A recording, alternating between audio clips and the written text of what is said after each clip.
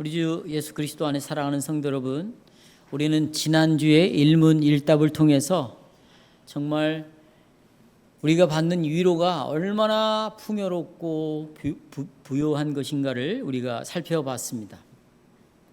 한번 여러분 다시 한번 생각을 해봅시다. 내가 전에 각각 개개인이 전부 마귀에게 사로잡혀 있었습니다. 마귀의 종이 되었습니다. 그것은 어느 순간에 그렇게 된 것이 아니라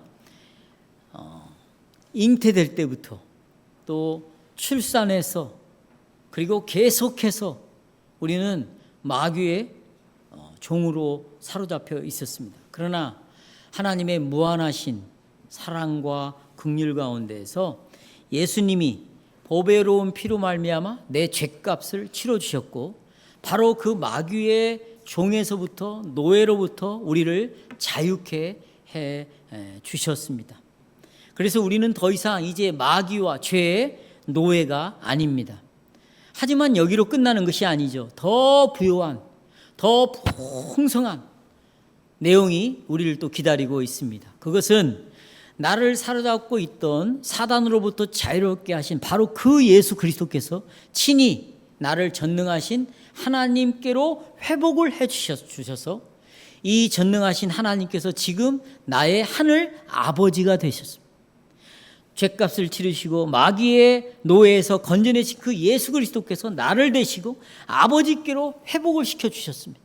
그리고 그 아버지는 이제 나의 하늘 아버지가 되어셔가지고 그분의 허락하심이 없이는 머리카락 하나도 떨어지지 않도록 나를 보호하시고 모든 것이 합력하여 내 구원을 이루어 가시는 그런 아버지가 이제 하나님 아버지가 되셨습니다.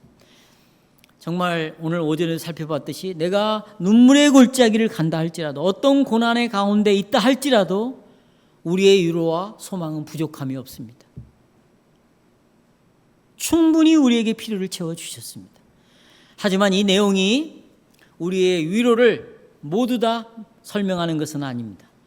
왜냐하면 동일한 구주께서 이제 우리를 어디로 끌고 가냐면 성령으로 인도하십니다.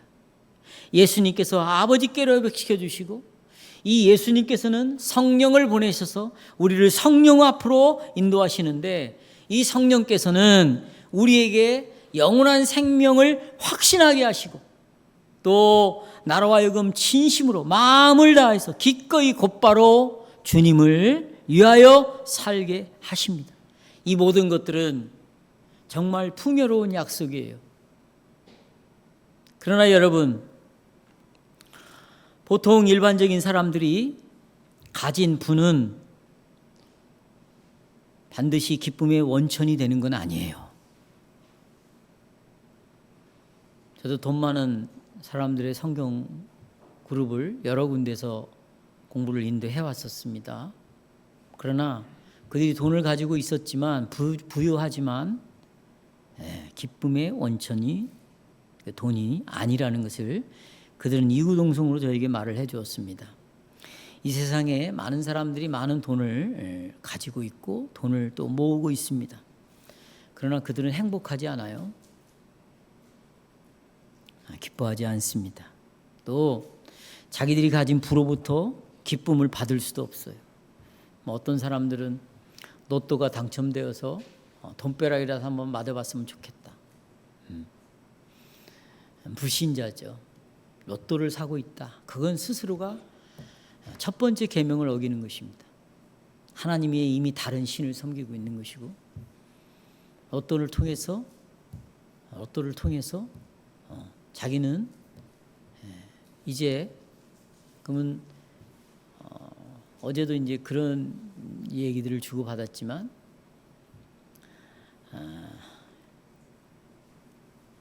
로또가 당첨이 되고 돈이 있으면 자기는 절대 하나님을 배반하지 않는다. 신앙을 버리지 않는다. 제 앞에서 아주 확신을 가지고 어떤 권사님이 저에게 말을 해줬어요. 근데 저는 더 큰 확신을 가지고 당신은 반드시 하나님을 떠날 것이라고 제가 얘기했어요. 돈이 생겨서 하나님을 떠나지 않는 사람은 한 사람도 없습니다. 한 사람도 없어요. 마귀는 달라붙어서 그 돈을 쓰는데 시간을 보내게 할 것이고 그 시간 속에는 하나님이 계시지 않습니다. 자기의 쾌락이 있고 자기의 즐거움이 그 안에 있는 것입니다. 여러분이 원하는 대로 되어보십시오. 두 가지 위에 더 있습니까? 돈 버는 것, 돈이 생기는 것, 건강해지는 것. 건강해지면 뭐 하겠어요? 돈이 있으면 뭐 하겠습니까? 절대로 이 자리에 오지 않습니다. 아니, 와도 나는 빨리 그 돈을 가지고 내가 하지 못한 것들을 사고 내가 즐기지 못한 것들을 즐겨야 되겠다 생각했어요. 절대로 여러분 하나님과 동행할 수 없습니다. 근데 로또를 사서 돈을 한번 부자가 되보겠다. 그것은 불신자입니다. 우상을 섬기는 자고 혹시 돈벼락이 아니라 하나님이 하늘로부터 벼락을 쳐서 데려갈 수도 있으니까 조심하셔야 돼요. 그 정도로 지금 불신앙을 표현하고 있는 것입니다. 의외로 장로도 로또를 사고 권사도 로또를 사고 심지어는 목사도 로또를 사요.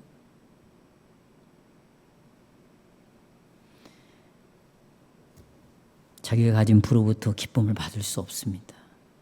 동일해요. 여러분, 이번은 돈이 아니지만 여러분이 이 신앙고백서 일문일답을 외웠어요. 다 외웠습니다. 살아서나 죽어서나 우리의 유일한 위로가 뭔가 다 주저리주저리 외웠어요. 외우기만 합니까? 집에도 다 붙여놓습니다. 다. 그런다고 여러분이 위로를 가지고 기쁨으로 사라지는 것은 아닙니다. 돈이 있다고 행복해지고 기뻐지는 건 아닌 것처럼 내가 이런 것을 외우고 있고 다 알고 있다고 또 기뻐할 수 있는 것은 아닙니다. 일문일답대로 살아야 한다는 것을 알고 있지만 다 알지요? 막상 아픔이 옵니다. 질병이 옵니다. 또 슬픔이 옵니다. 고통스러운 환경이 막 여기저기서 일어나기 시작합니다. 문제가 꼬입니다. 풀리지 않습니다. 일문일답에서 주신 풍요로운 약속이 있음에도 불구하고 전혀 위로를 느끼지 못할 때가 있다는 것입니다. 형제자매 여러분, 이런 상황에서도 구체적으로 우리가 던져야 되는 질문이 있어요. 이런 상황에서 뭐냐? 제2문답에서 제시하는 질문입니다. 뭡니까? 문제.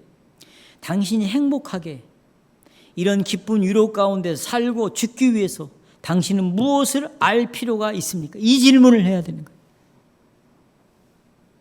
이 질문을 해야 됩니다. 우리의 조상들은 어디로 돌아갔냐면 성경으로부터 이 답을 얻었어요. 누구든지 일문일답을 단순히 외우고 다닌다든지 청산유수처럼 말을 한다든지 또 어디다가 붙여놓고 써갖고 다닌다든지 이런 자기방을 장식하는 도구로 사용해서는 안 된다는 것입니다.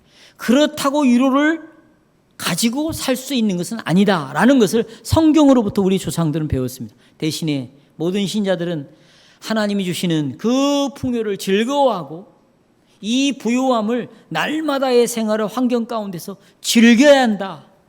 즐겨야 된다. 실제적으로 이 풍요로운 약속을, 이 위로의 약속을 즐기지 않으면 안 된다 하는 것을 성경으로부터 배웠어. 성경으로부터. 그래서 개혁교회는 아주 실제적이고 지금 맛봐야 되고 현실적으로 행위로 경험해야 되고 날마다 이런 것들을 경험해야 된다. 날마다. 아주 우리 구체적인 삶과 연결이 되어 있는 게 개혁교회 신앙고백이에요. 전 다음과 같은 주제로 설교를 요약합니다. 이 일문일답에서 말하는 유일한 위로는 파산된 삶, 환경과 형편이 내 뜻대로 이루어지지 않아요. 엉망이에요. 문제가 많습니다. 그런 삶의 죄와 비참한 가운데서도 우리의 유일한 위로는 기쁨을 준다는 것입니다. 이거 오전에 사도 바울의 삶을 보면 알 수가 있습니다. 세 가지를 말씀드립니다. 이 힘든 생활 속에서 생기는 모순을 우리가 알아야 돼요. 모순. 여러분, 신앙은 모순이에요. 모순. 이거하고 이것이 안 맞는 거죠. 나는 만족한다. 모든 필요를 채워준다. 그런데 과거의 삶을 보니 부족한 것밖에는 없단 말이에요. 모순이잖아요. 성경은 모순으로 가득 차 있어요. 그러나 이 모순을 풀 수 있는 것은 보세요. 이성으로 푸는 게 아니에요. 논리로 푸는 게 아니에요. 내가 살아온 경험이나 상식으로 푸는 게 아닙니다. 믿음으로 모순은 풀어지는 거예요. 모순은 뭘로 풀어진다? 믿음으로 풀어지는 거예요.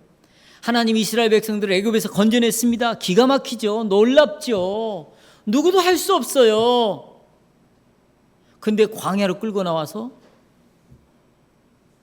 목말라 죽게 만들고 먹을 것이 없어서 굶어 죽게 만듭니다. 이게 모순인 거예요.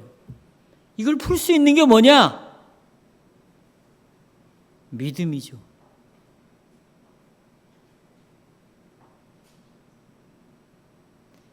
예수님의 제자들이 들판에서 남자만 5,000명이 많은 사람들이 모여 있어요. 야, 이 사람들을 먹이려면 얼마나 필요하냐? 그때 예수님의 제자가 얼마가 필요합니다. 300데나리온? 얼마가 딱 필요하다고 말했어요. 여러분, 수학적으로 민첩하게 이들이 먹을 양이 얼마가 필요한가를 정확하게 숫자로는 답을 해줄 수는 있어요. 그러나 주님이 원하시는 것은 믿음이었어요. 떡을 줄 수 있는 분이 누굽니까? 예? 예수 그리스도예요. 12명을 정탐했을 때 우린 다 메뚜기 같다고 정확하게 진단을 했습니다. 과학적이죠. 합리적이죠. 관찰이 탁월하죠. 그런데 하나님의 약속을 믿지 않았어요. 모순이에요. 그 속에서 우리는 이성으로 달려갑니다. 경험으로 달려갑니다. 내가 살아온 경험에는 답이 이거라고 딱 나왔어요. 우리는 믿음으로 달려가야죠. 어디로? 믿음으로. 첫 번째 보십시오. 우리는 먼저 제1주일에서 고백했던 유일한 위로는 현실에서 경험해야 될 것을 기억하셔야 돼요. 여기서 나는 여러분들을 골로새의 말씀으로 좀 인도해야 되겠습니다. 골로새서 이 현실과 골로새서 1장과 어떤 관련이 있는가? 여러분, 이 골로새서는 성도들에게 쓴 편지예요. 이 성도들을 신실한 형제들이라고 말하고 있습니다. 그러니까 이들은 신실하다는 것은 그리스도 예수의 구원의 복음을 참 믿음으로 받아들인 자들에게 이 서신서를 썼습니다. 3절을 보십시오. 핸드아웃 보십시오. 우리가 너희를 위하여 기도할 때마다 하나님 곧 우리 주 예수 그리스도의 아버지께 감사한다. 이유는 그리스도 예수 안에 너희의 믿음, 그리스도의 그 구속 사역을 받아들이는 믿음과 그리스도, 그리고 성도에 대한 사랑을 내가 들었다. 바울은 먼저 골로새 성도들이 예수 그리스도를 믿는 믿음이 있다고 먼저 말을 합니다. 그러니까 여러분, 골로새 성도의 믿음과 바울의 믿음은 같은 믿음이에요. 같은 믿음. 믿음의 대상이 같아요. 여러분, 엄마 아버지의 믿음과 자녀의 믿음은 같은 믿음이에요. 그런데 엄마 아버지는 올바른 믿음을 고백을 하는데 자녀에게 물어보면 그 답이 안 나오는 것은 뭘까요?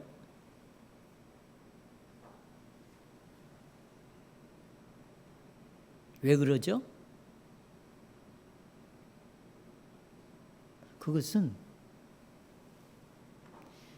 정말 여러분이 가지고 있는 그 놀라운 선물, 하나님께서 그리스도 예수 안에서 모든 필요를 나에게 채워주셨다. 그게 복음이다. 그건 위대한 선물인데 이건 돈과도 비교할 수 없고 네 성공과도 비교할 수 없고 네 건강과도 바꿀 수 없는 위대한 가치가 있는데 이 가치는 살아있을 때뿐만 아니라 가치가 있는 게 네가 죽어서도 이 복음이 너에게 영생의 길로 간다는 그 보배로운 복음인데 이것을 자식들에게 나눠주지를 않는 거예요. 일주일 동안 한 번도 이런 대화를 해보지를 않는 거예요, 부모가.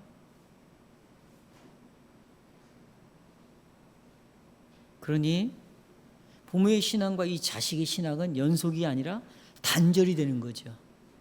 근데 이것은 천대까지 복을 얻게 하시겠다는 하나님의 십계명에 나오는 말씀을 어김으로 3대가 저주를 받는 길로 가는 거죠. 어머니 아버지가 개혁주의 신앙 고백을 가지고 있다고 그 아들 딸도 개혁주의 신앙, 이 일치된 신앙 고백을 갖는다고 보장이 될 수 있을까요? 보장할 수 있어요? 그럴 수 없는 거죠. 만약에 직분자들이 이렇다 그러면 여러분 정말 양심적으로 직분자를 내려놓으시기를 바랍니다. 왜냐하면 이것은 하나님을 속이는 거고 교회를 파괴시키는 거예요. 교회와 하나님과의 관계는 언약적 관계거든요. 부모와 자식의 관계가 언약적 관계인데 이 관계를 끊어버리고 자식에게 이 하나님의 약속을 언약적 관계 안에서 계속해서 전해서 부모의 신앙을 이어받고 이어가는 관계가 아니라면 이 언약은 깨지는 관계예요. 그러면 이 사람이 직분자가 되어가지고 언약 백성들에게 무슨 언약의 말씀을 전하고 다닌단 말입니까? 어떤 하나님의 언약을 이야기를 한단 말입니까? 그렇죠. 그러니까 정말 자식에게 이 하나님의 언약의 약속을 전해준다는 것은 내가 이게 진짜인지 가짜인지를 드러내는 거니까. 잠을 잘 수 없는 문제죠. 벅차서. 여러분들이 자식이 잘 되기를 진짜 바랍니까? 자식이 하나님이 주신 선물이라고 믿습니까? 여러분들은 자식이 여러분의 소유가 아니고 청직이라고 여러분 믿습니까? 하나님이 잠시 동안 여러분에 맡겨서 세례라는 약속의 표를 가지고 이 하나님의 언약의 약속을 끊임없이 자식에게 전달해 주라는 이런 청지기로서 그런 일꾼으로서 나를 불렀다고 여러분 생각하시면 진실하십시오. 자식 앞에서 거짓말하면 안 됩니다. 하나님을 속이면 안 됩니다. 가장 많은 시간을 자식과 나누시고 가장 여러분이 가지고 있는 진실과 정직을 자식과 나누십시오. 그것이 그리스도예요. 그것이 그리스도입니다. 이렇게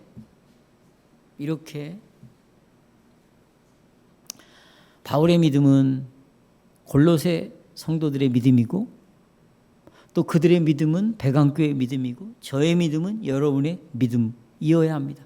그럼 우리가 믿고 있는 믿음의 내용이 뭡니까? 13절입니다. 13절. 예수님께서 우리를 흑암의 권세에서 건져냈다. 마귀의 권세에서 건져내가지고 그의 사랑의 아들의 나라로 옮겼다. 건져내는 것이 목적이 아닙니다. 옮기는 것이 목적이에요.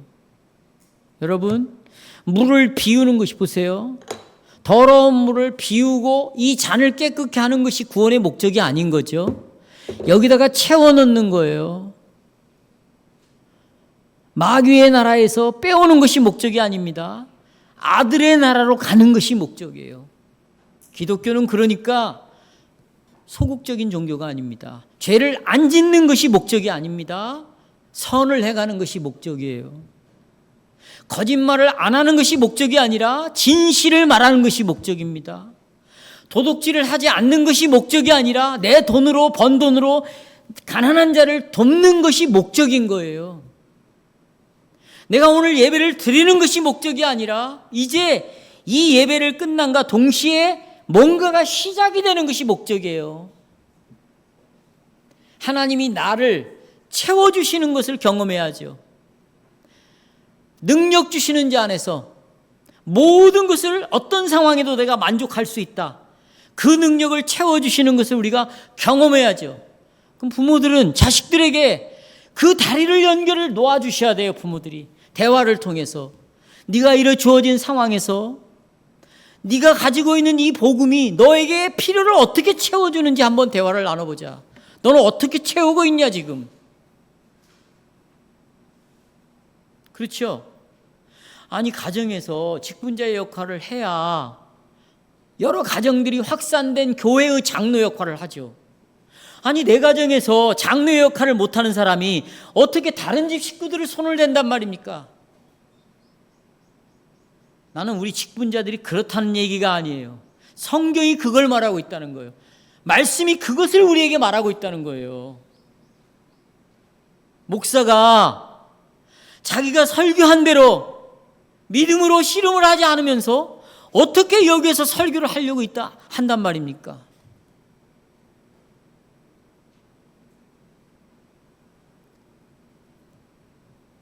여러분, 그렇죠? 중요한 것은 믿음을 실제적으로 보여주라는 거예요. 지금 보이라는 거죠. 나라로 옮겼으면 그 나라로 옮겨진 것은 현실이에요. 현실. 이론이 아닙니다. 소원도 아니에요. 꿈을 말하는 것이 아닙니다. 사실이에요.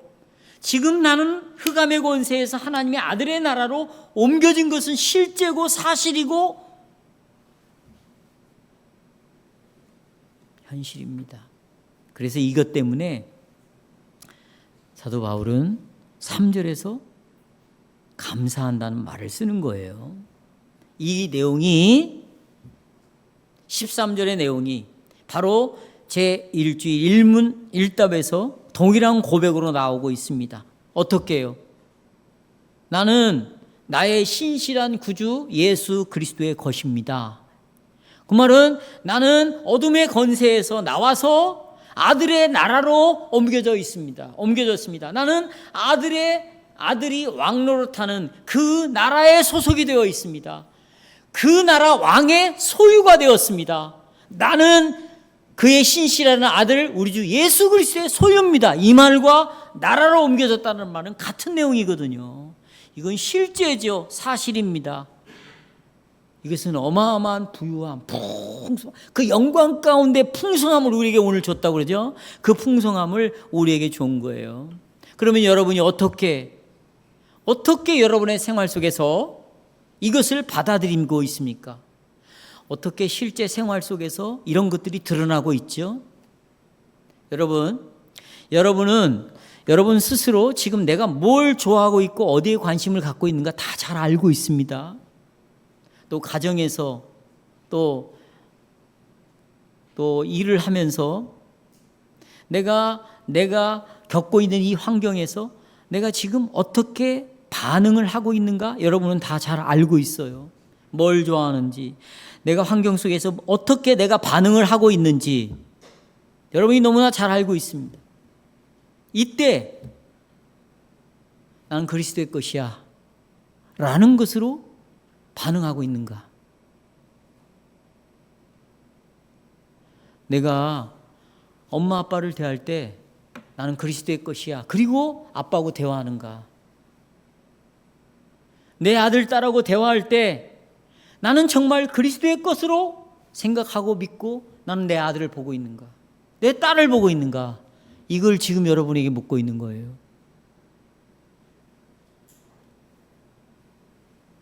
그렇다면 여러분, 제1문답에서 우리가 고백한 그 부유함이 어떻게 우리의 날마다의 환경에서 나타나지 않을 수 있겠어요?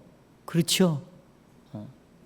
그러니까 사도 바울이 이렇게 나타나게 하신 그 복음의 부유함을 가지고 하나님께 감사를 드렸습니다. 그러나 여러분, 실제로 우리가 1문답에서 고백한 위로에 대하여 하나님께 감사는 하지만 이 위로가 내가 경험하고 있는 실제 생활과 거리가 멀다는 것을 우리는 또 알아야 돼요. 내가 이 위로는 알고 있어요. 그러나 내 얼굴 표정과 내 목소리에서 나타나는 것은 전혀 위로가 없는 사람처럼 나타날 수 있다 그 말입니다. 이제 그러면 우리는 이런 것들을 극복하고 우리가 기쁜 위로 가운데 살고 죽기 위해서 뭘 알아야 되는가? 이게 중요하겠죠. 이게 거리가 있고 전혀 다른 모습으로 드러난다면 두 번째 대지가 중요합니다. 두 번째, 이 힘든 생활에서 복음에 가해지는 압력이 있어요. 자꾸 나에게 너 이렇게 질문을 던져야 된다, 압력을 가해지는 질문들이 있다, 그 말입니다. 그 질문은 우리가 친근한 질문인데 세 가지죠. 세 가지. 첫째, 나의 죄와 비참함이 얼마나 큰가? 나의 모든 죄와 비참함으로부터 나는 어떻게 구원을 얻는가? 그러한 구원을 주신 하나님께 어떻게 감사를 드려야 되는가? 실제 환경 속에서 살아가는 나의 모습은 내가 그리스도의 것으로 알고 살아가지를 않는다는 거예요. 그러니까 위로가 없다는 거예요. 만족이 없다는 거예요. 기쁨이 없다는 거예요. 이때 우리에게 던지는 질문이 있어야 된다. 이 질문을 계속 던져라 라고 압력을 가해오는 거예요. 어떤 질문을? 세 가지 질문을 던져라. 뭐라고? 그 상황에서 이원론적으로 나눠지는 삶을, 생활과 믿음의 고백이 다른 현실 속에서 계속 질문을 던져라. 뭐라고? 나는 나의 죄와 비참함이 얼마나 큰가? 이 질문을 던지라는 거예요. 나는 어떻게 이 죄와 비참함에서 구원을 얻었는가? 여기서 구원을 받았다면 구원을 주신 하나님께 어떻게 감사함으로 내가 살아가야 하는가? 이 세 가지를 던지라는 거예요. 근데 여기 보시면 첫째와 두 번째 질문에 나는 나의 죄와 비참함 이렇게 나옵니다. 첫째, 나의 죄와 비참함. 둘째, 나의 모든 죄와 비참함으로부터. 나가 나오죠. 이것은 뭡니까? 나와 관련해서 말하라 그 말이에요. 나와. 여러분, 성경에 나오는 인물들이요, 보세요. 다윗이 하나님 나는 죄로 인하여 비참한 가운데 있습니다라고 말할 때 자기 이야기를 한 거예요. 자기의 죄를 말한 거예요. 자기가 하나님 앞에서 얼마나 비참한 가운데 있는가를 말한 겁니다. 올리비아누스가 지금 일주일 이문답에서 세 가지의 질문을 던지라고 우리에게 압력을 가하는 이 질문은 올리비아누스가 스스로 자기 자신의 죄를 알았어요. 비참함을 알았어요.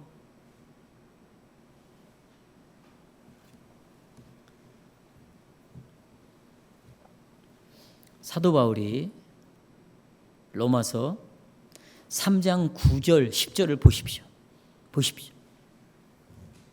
9절. 그러면 어떠하냐? 우리는 나으냐 그랬어요. 우리라는 말은 바울과 로마서를 쓰고 있으니까 로마서의 교인들이겠죠. 우리는 나으냐? 누구보다? 유대인이나 헬라인보다 우리가 더 낫냐? 아니라는 거예요. 우리가 예수 믿기 때문에, 내가 구원을 얻었기 때문에, 죄 용서를 받았기 때문에, 참된 위로가 무엇인가를 내가 알고 있기 때문에 저 불신자들보다도 우리는 훨씬 낫냐? 저 유대인들보다도 훨씬 우리는 더 의로운 사람이냐? 내가 목사니까, 내가 직분자니까, 내가 개혁교회 새 일치신조를 배우고 있으니까 우리는 저 다른 사람들보다도 훨씬 의로운 사람이냐? 그래서 순간순간마다 내가 얼마나 죄인인지, 죄로 인하여 내가 얼마나 비참한 존재인지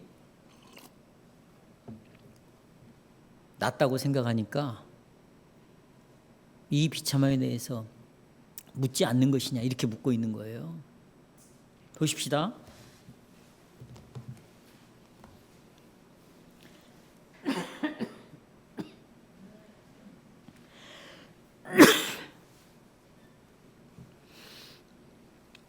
(10절) 9절 나으냐 결코 아니라 유대인이나 헬라인이나 다 죄 아래 있다.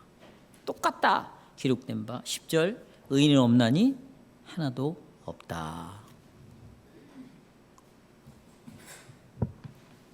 여러분, 바울은요 자기는 죄인인데 나는 그래도 저 사람들보다는 좀 낫다 이렇게 말하는 것이 아니라 나는 저 사람들보다도 더 심각한 죄를 갖고 있다라는 말하는 것을 부끄러워하지 않았어요.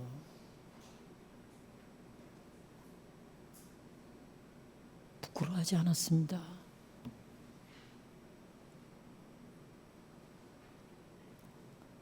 난 모태신앙이니까 교회 밖을 한 번도 나가본 적이 없으니까 죄를 지어본 적이 없어요. 별로. 그러니까 자기는 별로 죄인이라는 생각이 안 드는 거죠.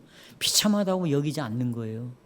그것은 바울이 말하는 거하고는 아무런 상관없이 예수를 믿는 사람이라. 그래서 내가 예수의 그리스도의 것으로 위로를 받지 못하고 있다. 그러니 생활하고 네가 말하는 고백하고는 전혀 이원론적인 삶이니까 계속해서 나의 죄와 비참함이 얼마나 큰가를 계속 물어보라는 거예요. 이걸 지금 우리에게 얘기하고 있어요. 또 요한일서 1장 10절에 보십시오. 만약 우리가 범죄하지 아니하였다 하면 하나님을 거짓말하는 사람으로 만든 것이다. 또한 그 말씀이 우리 속에 있지 않다. 그러니까 범죄하지 아니하였다. 우리는 날마다 죄를 짓고 있다. 그 말이에요. 날마다 죄를 짓고 있다. 또 로마서 7장 19절 보십시오. 바울은 이렇게 말합니다. 내 속 곧 내 육신에 선한 것이 거하지 않는다. 선한 것이 아예 없다니까요. 그러나 선을 행하고 싶은 원함은 있어요. 선을 행하는 것은 없노라. 19절 내가 원하는 바 선은 행하지 아니하고 도리어 선하지 아니하는 악을 행하고 있다. 하이델 교리문답, 베르크 교리문답 23주일에서 우리는 여전히 항상 어디에 기울어져 있어요? 악의 성향에 기울어져 있대요. 그러면 여러분 이 주일에서 죄와 비참함을 어디로부터 할 수 있어요? 율법으로부터 할 수 있어요. 하나님 사랑, 이웃 사랑이라고 나오는데 우리는 본성적으로 누구를 미워하고 하나님을 미워하고 이웃을 미워한다고요. 초마다 분마다 그렇게 살아가고 있어요. 순간순간마다 우리가. 그렇죠?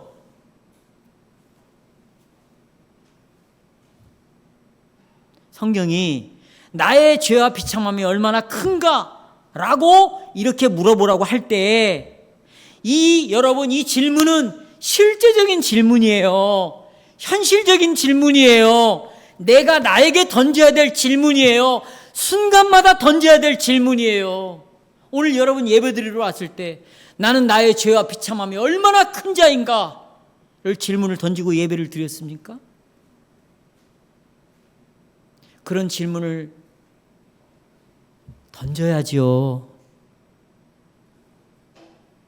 밥을 먹을 때도 하나님 내가 얼마나 죄와 비참한 가운데 있는 자입니까? 라는 질문을 던지고 식사를 해야죠. 그래서 개혁교회 기도문을 보면 아침에 일어나서 아침 기도 그 고백을 하는 거예요. 밥 먹기 전에도 죄인임을 고백하는 거예요. 식사 후 기도도 마찬가지예요. 저녁 기도도 마찬가지예요. 모든 기도, 회의를 할 때도 마찬가지입니다. 회의 끝나고도 마찬가지입니다. 모든 기도가 하나님 내가 얼마나 죄로 인하여 비참한 존재인가를 알게 해주시옵소서. 이 기도가 없는 곳이 한 군데도 없어요. 그런데 이제 익숙한가 봐요. 교회를 한 10년 저하고 지내니까 익숙해요. 여러분의 표정에서, 여러분의 말투에서, 언어에서 이 고백이 늘 나와야 되는 거예요. 지금 이것을 우리에게 말해주고 있습니다.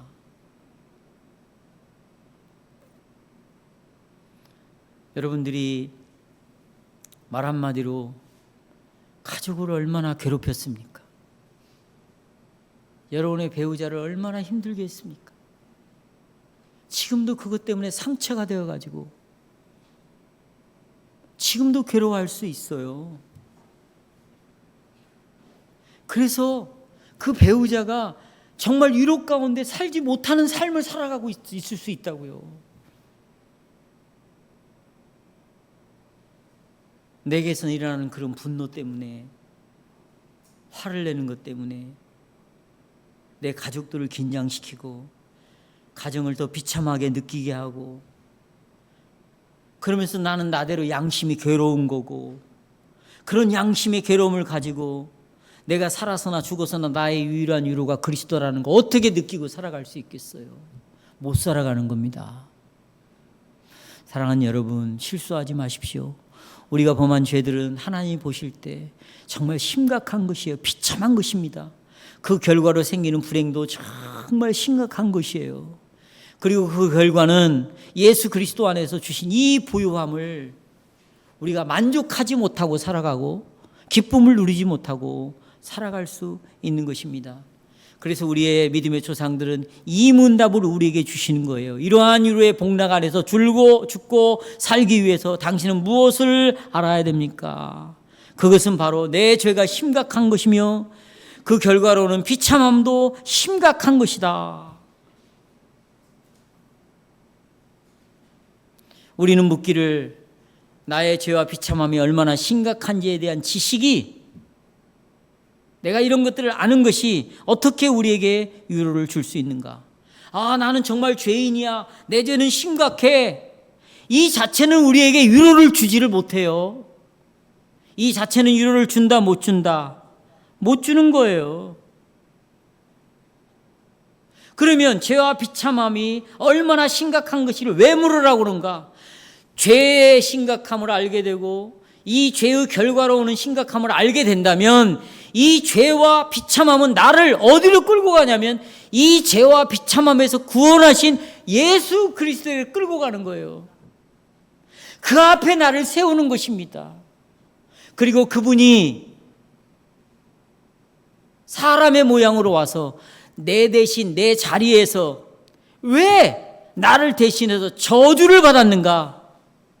이 비참함의 결과가 예수님에게 어떻게 나타났는가? 그 예수를 바라보게 함으로 말미암아, 아하, 나는 저 예수 그리스도로 말미암아 죄값이 치러졌고 마귀의 권세에서 내가 자유케 되었으니까 이제 나는 내 것이 아니고 그리스도의 것이 되었구나. 그리고 그리스도께서 주시는, 내가 그리스도의 것이 되었다는 것 때문에 여기에서 진정한 위로를 받는 거예요. 그러니까 순간순간마다 자기 죄에 대한 심각성, 그 죄의 결과에 대한 심각성을 믿음으로 깨닫고 느끼는 사람은 순간순간마다 누구에게로 가겠어요? 예수 그리스도에 갈 수밖에 없는 거예요. 어떤 상황에도 거기로 가는 거죠. 부부싸움을 가지고 치고받고 싸웠다 할지라도 이것이 죄구나, 이것이 비참함이구나, 그러면서 이 죄와 비참함을 내게서 버릴 수가 없구나, 떠내려 갈 수가 없구나, 그러면서 나는 그리스도로 또 가고 또 가서 다시 거기서 위로를 찾고 회복하는 것이죠. 그러니 여러분, 나의 죄의 비참함이 얼마나 큰가를 날마다 우리는 질문을 던져야 돼요. 그리고 그 안에서 내가 어떻게 구원을 얻었는가, 예수님이 나를 위하여 어떻게 구원의 역사를 위하여, 구원을 위하여 일을 하셨는가, 그것으로 우리가 날마다 돌아가는 거죠. 날마다 돌아가는 것입니다. 그러면서 세 번째 질문인 그러한 구원을 주신 하나님께 어떻게 감사를 드려야 되는가 묻는 거예요. 여러분 봐요. 내가 죄와 비참함이 얼마나 큰가를 하나님께 물었어요. 성경을 보면 볼수록 죄와 비참함이 드러나는 거죠. 그럼 내가 어떻게 구원을 여기서 얻었습니까? 성경에서 또 인도하는 거예요. 그리스도로 인도합니다. 구원을 얻었어요. 그러면 내가 어떻게 구원해 주신 하나님께 감사하는 삶을 살아야 되는가? 물어야 되는 거예요. 왜? 우리는 구원을 받았어도 감사를 안 하고 살거든요. 다 자기가 잘났다고 생각하고 살아가는 거예요. 감사할 줄을 몰라요. 여러분 한 주간 동안 살면서 누구에게 감사해 봤어요? 여러분 이 직분자들이 여러분을 돌보고 있는 것 때문에 정말 감사하다는 말 한마디 해봤어요? 카톡이라도 한번 보내봤습니까? 수고하신다고, 정말 감사하다고, 이 복음 들려주시니 해보셨어요? 저는 한 번도 받아본 적이 없어요. 모르겠어요. 한두 번. 근데요, 저를 봐요. 여러분만 그런 인간이 아니에요. 저도 그래요. 나도 그래요, 여러분. 그게 무슨 말입니까? 우리는 본성적으로 감사할 줄 모르는 인간들이에요. 감사를 안 하고 살아가는 인간들입니다. 그러니까 기죽을 거 없어요. 그럼 어떻게 해야 돼? 그래서 하나님께 물어보라는 거예요. 질문하라는 거예요. 하나님, 그럼 내가 어떻게 감사하고 살아갈까요? 계속 물어봐야죠. 하나님, 내가 어떻게 감사하면서 살아가야 할까요? 그렇게 자기를 살피라는 것입니다.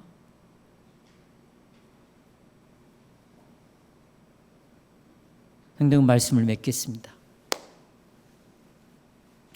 말씀을 맺는데 저는 여기 지금 핸드아웃에 보시면 세 번째 그 성찬에서 자기를 살펴야 되는데 세 가지를 살피라고 나오죠. 그걸 가지고 결론을 좀 내릴게요. 저를 좀 봐주십시오. 집중하시고. 첫 번째에서는 뭐냐면 네 죄가 첫 번째 성찬을 참여하기 전에 자기를 살피는데 첫 번째 뭘 살피냐면 내 죄가 얼마나 심각한 것인가, 그리고 그 죄의 결과가 얼마나 심각한 것인가를 살피라는 거예요. 이렇게 자기 자신의 죄와 그 죄의 결과를 살피면 누가 보이냐면 예수님이 받은 진노와 심판을 보게 되어 있어요. 자기 죄를 살피는데 누가 보인다고요? 예수 그리스도의 그 진노하심을, 그 십자가에 받은 저주를 보게 되어 있습니다. 그 수치스러운 죽음, 그 죄에 대한 형벌을 보게 되어 있어요. 이것을 먼저 우리가 살피라는 거죠. 두 번째는 성찬 전에 자기를 살펴라는 것은 뭐냐면 자기 죄만 보고 있으면 절대 위로를 받을 수 없으니까 그리스도를 바라봐라. 그러면 그리스도께서 너에게 어떤 약속을 줬는가? 죄를 깨끗게 하신다는 거예요. 정결케 해주셨다는 거죠. 그리고 마치 내가 의로운 사람이 된 것처럼 예수님의 의를 나에게 선물로 주셨다는 것입니다. 그러니까 한 번은 죄에 대한 심각함, 다음에는 두 번째는 그 그리스도께서 나에게 주신 그 은혜를 믿음으로 이게 내 거구나 반응을 보이라는 거예요. 믿음으로. 그러면서 세 번째 한번 보십시오. 세 번째는 이제부터는 자신의 모든 생애 동안 감사 가운데서 주 하나님을 섬기며 살고, 이게 하이델베르크 요리문답 지금 이 문답의 세 번째 질문이에요. 하나님을 감사함으로 섬기라. 그렇죠? 그분 앞에 정직하게 살기를 결심한지 각각 물어야 합니다.